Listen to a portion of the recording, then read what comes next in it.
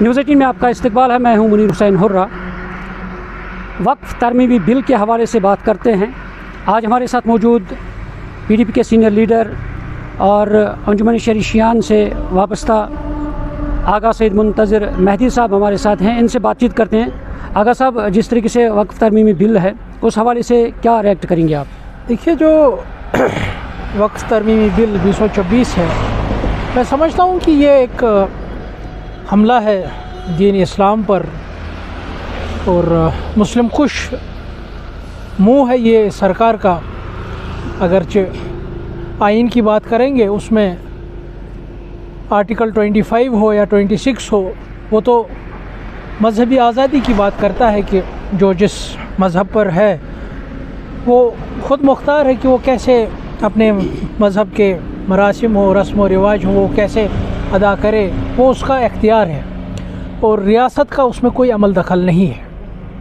یا پھر اگر ہم United nation universal declaration of human rights کی بھی بات کرتے ہیں تو اس میں بھی یہ صاف ہے, اس میں بھی یہ مذہبی آزادی ہے کہ انسان خود مختار ہے اپنے مذہب پر چلنے میں, اس کی رسومات ادا کرنے میں کوئی بھی مداخلت نہیں ہونی چاہیے ایک انسان کو اپنے مذہبی امور چلانے میں. اب آپ بتائیں گے کہ اگر کانسٹیٹیوشن بھی یہ بات کرتا ہے اور یونائٹڈ نیشن بھی مذہب کی آزادی کی بات کرتا ہے, تو یہاں کیا مسئلہ ہے؟ ایسا کیا مسئلہ ہے دین اسلام میں یا شریعت میں جہاں آج حکومت ہندوستان کو مداخلت کرنی پڑی؟ حالانکہ یہ جو حکومت ہے, یہ اس کا ایک خاص نظریہ ہے دین اسلام کے تئیں, مسلمانوں کے تئیں.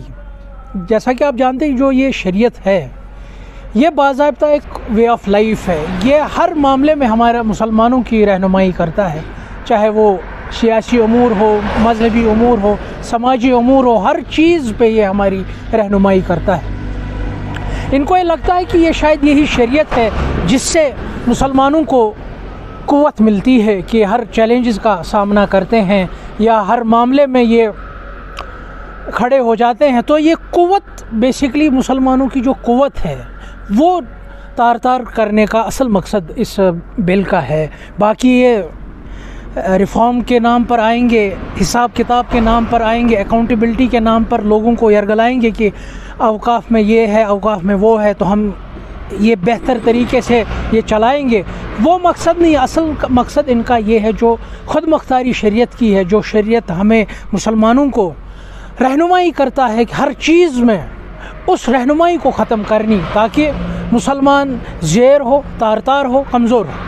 اچھا, جو دلی میں ملاقات بھی ہوئی ہے, JPC کی میٹنگ بھی ہوئی ہے اور محبوبہ مفتی نے بھی خط لکھا ہے, تو اس حوالے سے کیا کہیں؟ دیکھیے, جہاں تک ہماری پارٹی کی صدر محبوبہ مفتی صاحبہ کا جو نقل خط رولنگ LI نتیش کمار جی اور چندر بابو نائیڈو کو لکھا ہے, وہ ذمہ داری ہے, کیونکہ مذہبی طور بھی آپ نے دیکھا کہ ہماری مذہبی قیادت بھی JPC سے ملاقات کی ہوئی اور جو اپنے تحفظات تھے ان کے سامنے رکھے.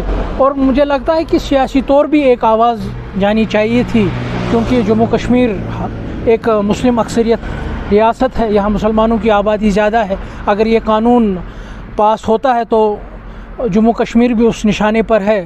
چونکہ عمر عبداللہ صاحب نے تو ہاتھ کھڑے پہلے ہی کر دیے کہ جو پارلیمنٹ کا فیصلہ ہوگا وہی ہمیں منظور ہے.